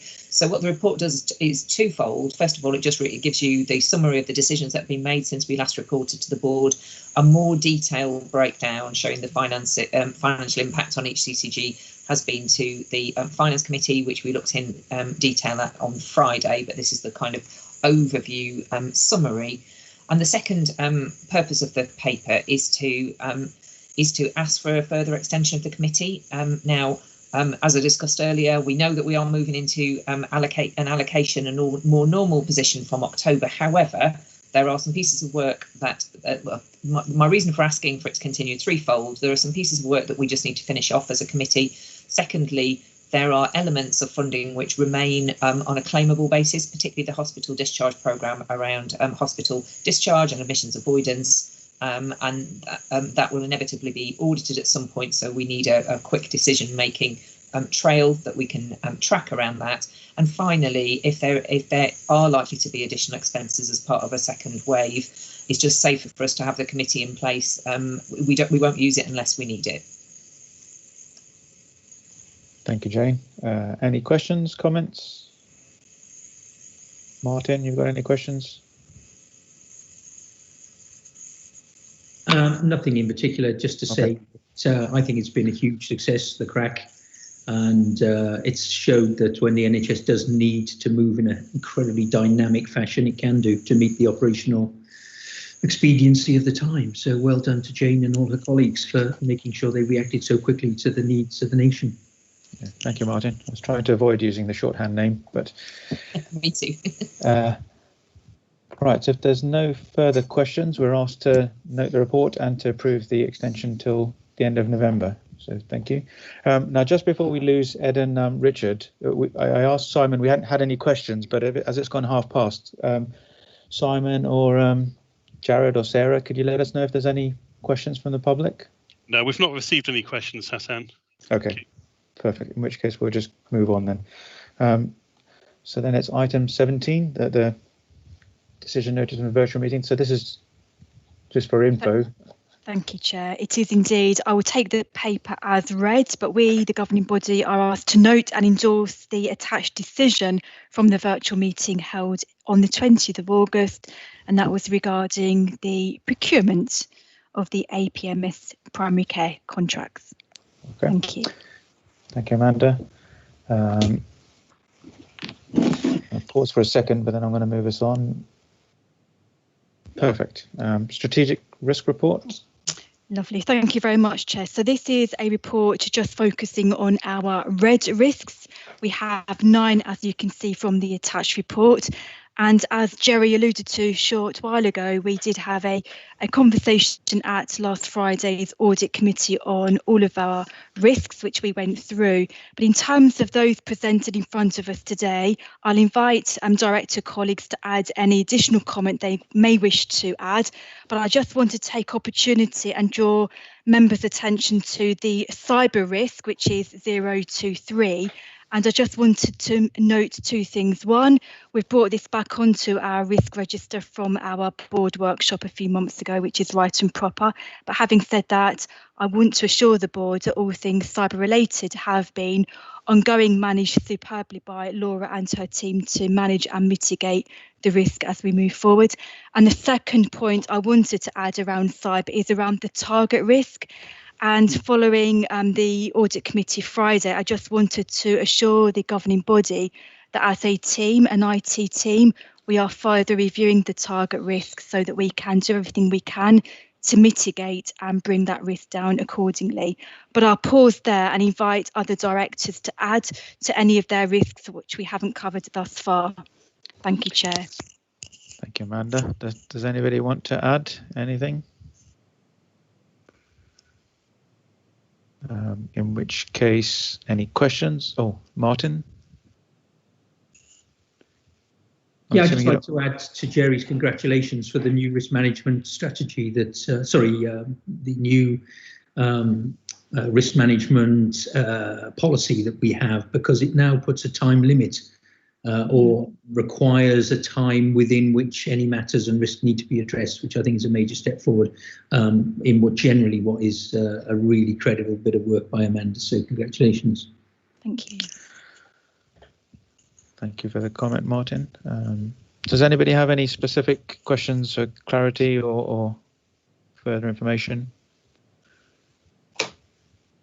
In which case, we'll note the report. Thank you, Amanda. And we'll move us on to APC report. Pam? Yes, thank you very much, Mr. Chairman. I take this paper as read and just give some context around it. So we have moved in to a delegated budget for prescribing and to the APC, the Area Prescribing Committee, that's very clinically led, from pharmacists within all of our providers that are supporting trying to get some uniformity across the ICS, trying to look at one prescribing formulary, and also looking at how we support shared care recommendations, etc., in one place. There's a big challenge as to how can you address that uniformity across such a big footprint, but actually what we've done with the APC is looked at what could be done once and tried to start with the stuff that we were doing in a reasonably joined up way and reflect the governance associated with that. So it doesn't mean that as an accountable officer I'm not still responsible for this budget associated with high cost drugs, etc., or any implications for prescribing formularies, but it does mean that we have a more innovative broad spectrum committee that's coming to ensure that the adoption of the secondary care formulary is uniform across our hospitals, which I think is a step forward for our patients as well as clinicians working on several sites. So if you're an Ipswich consultant that's now asked to work in Colchester, it would be nice to see that we've got the same level of clinical threshold, etc., for drugs, etc., to make sure that we get the safest possible prescribing, the most efficient prescribing possible in those settings. It does talk to the point that Martin raised earlier about waste. And within this group, obviously, there will be a challenge around how do we reduce the amount of waste within the prescribing budget, as well as make sure we're making really efficient and clinically led decisions. So I'm very optimistic around that. North East Essex has led the change in governance to enable this committee to work, and I'm hopeful that the other two boards will adopt the same governance framework so that we can be really swift in our decisions within this committee for the future. But happy to take any questions. Thank you, Pam. Any questions, comments? Max? Yeah, thank you, Pam. Can I just ask, there's a very close working relationship between CRG and the prescribing leads, management leads in the CCG, and I just wonder how that's going to work with this committee, because we do get quite a lot of policies come via CRG. Do we not then consider them anymore, or what because actually it does seem to me that we have a very good relationship in terms of actually getting things done and agreeing things and getting practices to do things with CRG. So the way it will be report up is we will have our lead who's on that committee. So Carol Sampson currently supports me with working through that committee, as well as Oge, and they will seek your counsel on medications, pathways, etc., and take that opinion up to the board. So we're absolutely not cutting out the CRG interface between primary care at all. It's that they're your representatives in going up to the APC. Okay. Thanks, Pam. Prashant? Yeah, just to answer Max's question on the clinical side, is that it definitely helps discussing all those drugs and those pathways in the CRG, because then we as clinicians would have vetted those pathways. We would have sort of discussed those in and out before we actually present them in APC. So I think the contribution of the CRG is invaluable there. Absolutely. Thanks, Prashant. So if there's no more questions or comments, we're asked to note the report. Thank you. It was a noting, wasn't it? Yeah. Double check. Okay, so let's move on to Jane. You're going to form a panel. I am, yes, thank you. So this is, Jerry very kindly explained in the audit committee report that we are out to tender for external audit services across the 3 CCGs. There's a little bit of process that we need to follow as part of that, that the governing body needs to have an auditor panel to take the recommendations for that.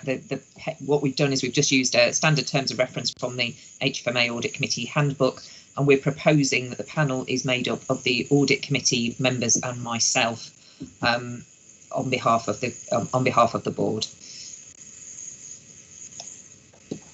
Thank you, Jane. Do you want to add anything, Jerry, or you said your bit?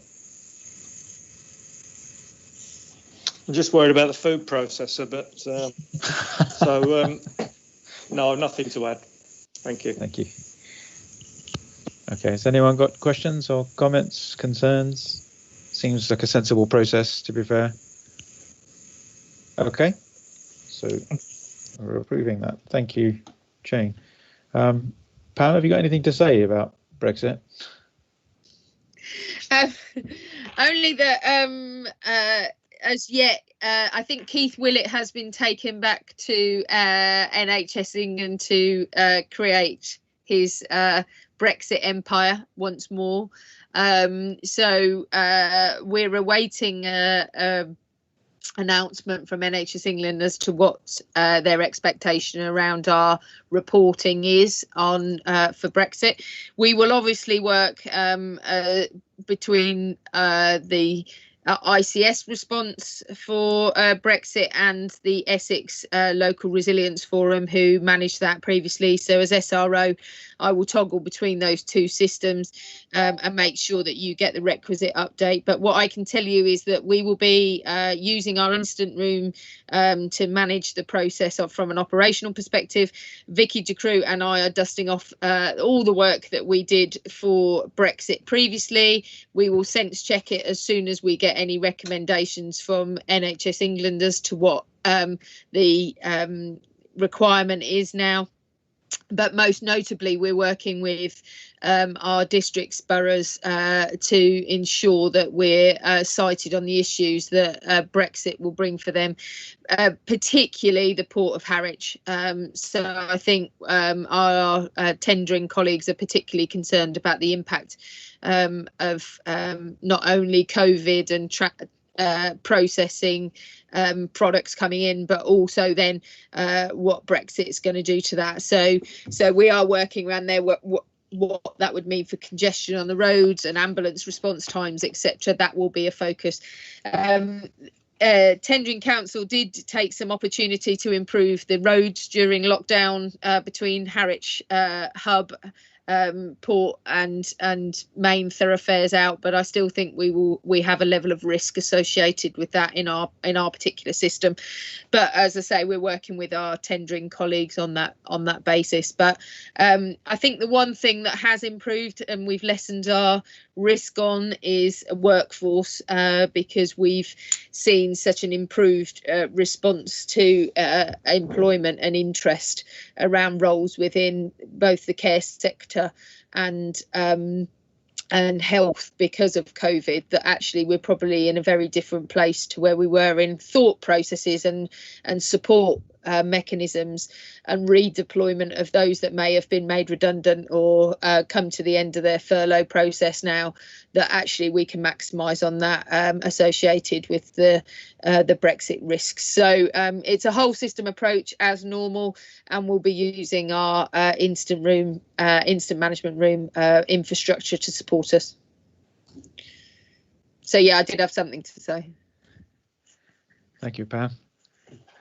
That's a good job. I kept it on the agenda then. It is. Mark. Thank you. Of course, I'd have something to say as well. So I would say that I'm reassured by Pam's response and actually all the hard work that the system has put in to make sure we get workforce levels up, and that is really reassuring. I do feel that with the exit from the EU, we will still see a dent in nurse applications. We'll see a dent in those coming to work from other countries that we desperately rely on, especially in the Colchester and tendering area. So I just wondered, are there any other imaginative ways in which we, and especially through the alliance working, can work with partners to further look at how we support with key worker housing, how we look at how we can really offer incentives. Now, that doesn't help the rest of the country, the negative effects that will come from a hard Brexit that we might see. But at least in our patch, where we are all responsible for it, what can we do? I think we can look at innovative ways that we can look through the Alliance Committee with our partners, Pam, in terms of offering even greater incentives for people to come and work here. So I'm happy to do that work because I am very worried about the impact, especially if we leave with a no deal. Do you want me to respond to that? Well, yeah, I was going to ask Amanda actually for a comment as well, but yeah, you can start if you like. So I think one of the things that having a really mature alliance and the relationships that we've got with our districts and boroughs is that housing is a key feature in the conversations that we have. You know, you can't talk about place without talking about housing. We get offered key worker housing on a very regular basis. I think we've got to tie up the agendas so that we can actually make an offer, as Lisa was saying, around rental accommodation as well as purchaser arrangements. But I think we're in a very good position to lever that now. I mean, our workforce, local workforce action group is really joined up, and I think adding in the estates and housing piece is relatively easy to do. Whether there's sufficient housing in the right place, particularly with the jurisdictions that Lisa was talking about with travel, etc., I think is something we'll have to do an assessment across the piece with. But I think we do have those relationships now that we can facilitate that. And if I may add to that, Chair. Yes, so please. I think in terms of the housing, I think we have max opportunity through our local estates forum and also through the Alliance, but also in working in partnership with our One Public Estate colleagues in Essex. So I think there's great opportunity and further work that we can do. In terms of the workforce, I think the work that Lisa Llewellyn and Vicky Robertson have led has put us into a very good position as a system working through the workforce challenges. And I truly think that we can capitalise on the mutual aid agreement that was put into place about 7 months ago now. So I think that gives us the lever and the opportunity to flex our workforce even more than we have done so before. And through the creation of the People Board at region, but also at local level as well, another opportunity. So in summary, Chair, I think we have everything to play for, and really we can embrace the work that we've done as a system to date, quite frankly. Thank you, Amanda. Thank you, Pam. And thank you, Mark, for the offer of housing. Most welcome. Frida, you wanted to say something about Brexit, Frida? Yeah, I do actually, and thank you, Pam and Amanda, for reassuring me as to the planning we have as the outcome of a hard Brexit, which inevitably we are leading to. I don't know how big your incident room is, Pam, but I hope you've got more than 2 people in there, because you might have a lot of problems come Brexit on the back of a pandemic. I think you're going to need a lot of people to support you, because the problems with a hard Brexit are going to be very, very profound. But no one's mentioned medicine shortages, and as a clinician, I'd just like to bring up the fear I have on a personal level and professional level of medicine shortages, not just for my patients, but also my family. And no one seems to be addressing this major issue we will have come January, and how we are meant to, on a daily basis, deal with potential medicine shortages, which already are an issue for us in some ways, in some medicines, but will become more so following Brexit. And I don't have any reassurance from central government or NHS England, and I don't want anything from the CCG. Again, I don't expect, obviously you have to wait as well, but I really am concerned now. We're approaching October. We have 3 months for the hard Brexit to come on the back of a pandemic, and what's going to happen about medicine shortages, and no one is answering and no one is saying, and I'm really scared about it, and genuinely scared. I don't know if anyone can respond. Are you going to respond, Pam? Okay. Yeah, so I'm glad you're not expecting an answer, I think is my response, because actually what we're waiting for is the confirmation that these shortages will be nationally managed as per the previous guidance that we had before. And I know that doesn't give a level of reassurance, but we have to ensure that we're not stockpiling again and trying to explore other routes, because it's just like we're getting exactly the same situation as we did with PPE, that we end up with mass issues because everybody's trying to access the same supply chains. It's a concern for us as well. I mean, you can see Martin's regularly looking out for my prescribing budget, and if we lose a number of drugs, we then have the most costly alternatives that we must use to prevent people getting into medical crisis. But again, I am hopeful, and until we have anything out of NHS England and Keith Willett's team around medicines, I remain hopeful. If it doesn't give us the level of assurance, we will of course lobby And that's the thing that, and we will lobby through our LRFs. We will lobby through whoever we need to make sure that the processes get agreed, because that was one of the learnings through the last process, is that actually until we pushed, we didn't get a level of clarity as to how we what purchasing routes were accessible to practices, etc. Can I just respond very quickly, Pam? Thank you for that. But just to say that GPs in particular will be at the front line dealing with patients who are unable to perhaps, I know this is all perhaps, access their medicines, and it's going to be an incredibly difficult conversation on a day-to-day basis, and some people will become aggressive and upset. And I think we really need some preparation before this happens as to how we're meant to deal with it, because I really do worry about this. So I think it will be one of the first tests for our how do we manage the improve complaints process that was actually cited in the well-being of our staff piece of work. Max and Brian are working on how that complaints process is joined up, not with this in mind, but I think we have to acknowledge the amount of pressure that puts frontline staff in. So what I've offered before, sorry Hassan, do you want to shut me up? Yeah, no, I was just going to move on, but I was just going to say, I who would have thought this was such a popular item? I think it's just acknowledging that actually it's taking a step back. So if we know that there are going to be issues and there's going to be complaints, I think we need to get beyond what is a complaint process, and actually let's try and fix it before we get that. So for the particular issue that Frida's going on about or mentioning, sorry, that's wrong, poor choice of words. I completely appreciate that, but the issue there is the patient getting stuck in the middle, because they'll go to the pharmacy, be told there's no medication, and then back to the doctor to try and find an alternative. And actually, the solution's pretty simple.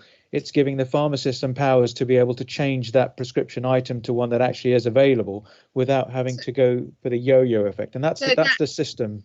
So that is exactly the sort of thing that the area prescribing committee will do, and did do when it was in shadow form during COVID, that where the end of life drugs were, the one wasn't available, the pharmacist had the power to choose another. And we're going to have to empower people at the right level to make that happen.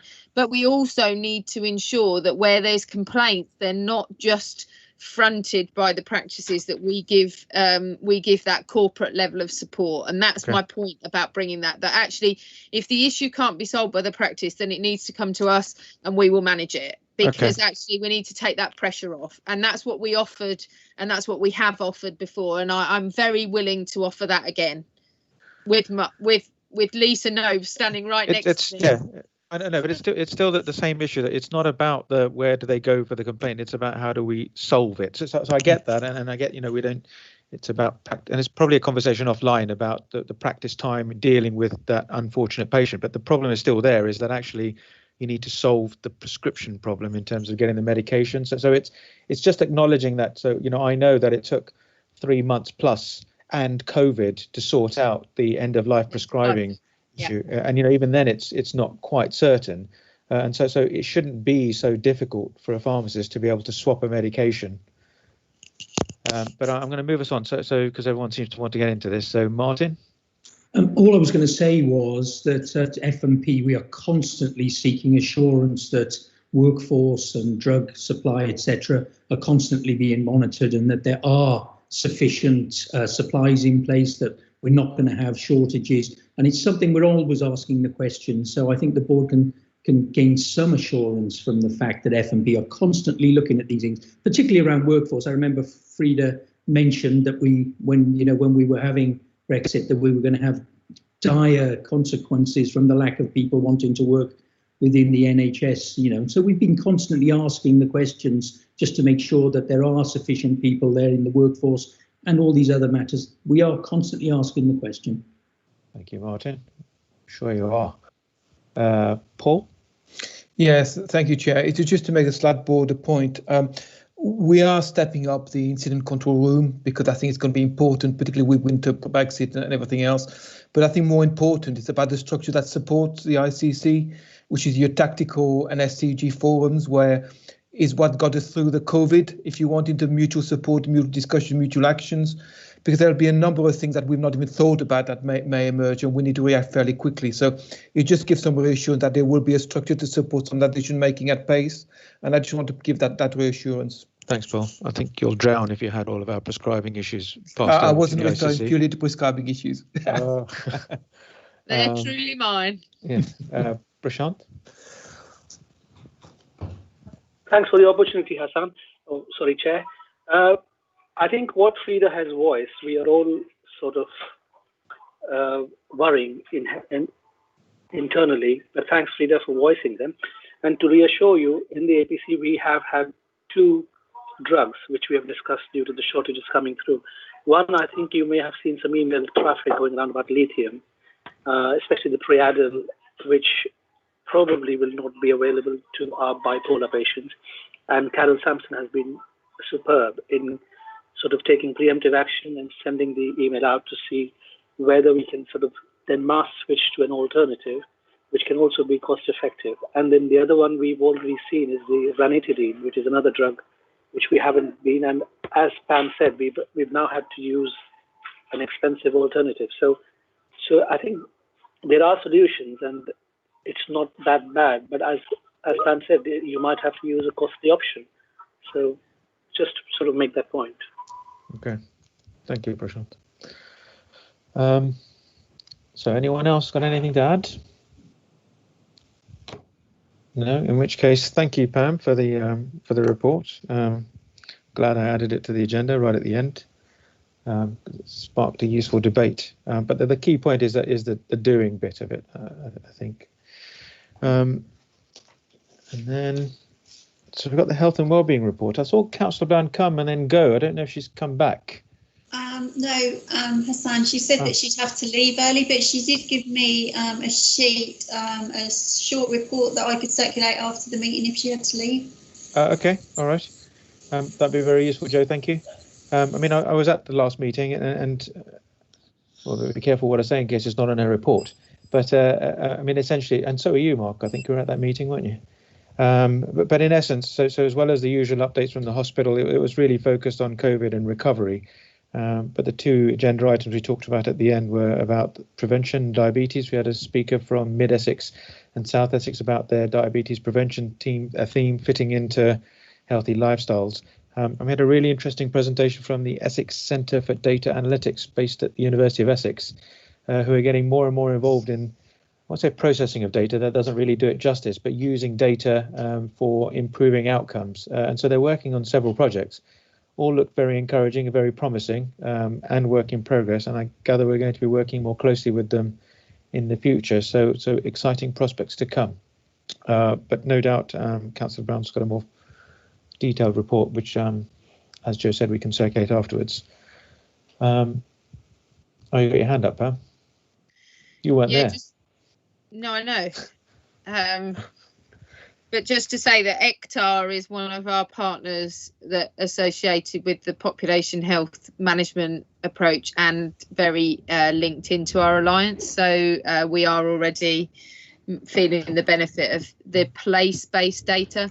So not just health data, but how can we bring in things like council tax arrears, rent arrears, bin collections, all that sort of stuff that we just would not normally have had access to. So I think if we're truly living by the wider determinants of health and place within North East Essex, ECTAR is an incredibly useful partner to us. So I'm glad you raised their profile. Yeah, well, no, I agree. I mean, actually, I think I volunteered to work with them at Health and Wellbeing Board because actually I think it's very important, and you know, we should make best use of all the resources we've got within our area, and so to have University of Essex on our doorstep, you know, with all the intellect that actually is within that building, it just makes sense to be able to tap into it when we can. Sorry, is there another message from someone? Oh, okay. In which case, I've not been advised of any other business by anyone. I'll pause for a second to see if anyone has. No. In which case, thank you everyone for joining us. Thank you to those members of the public who joined us and who will be listening to this on via the recording. So our next meeting, as things stand, is Tuesday, the 1st of December, in your living room or kitchen or wherever you are now. So hopefully see you then. Thanks, everyone. Thank you. Thank you. Thank you.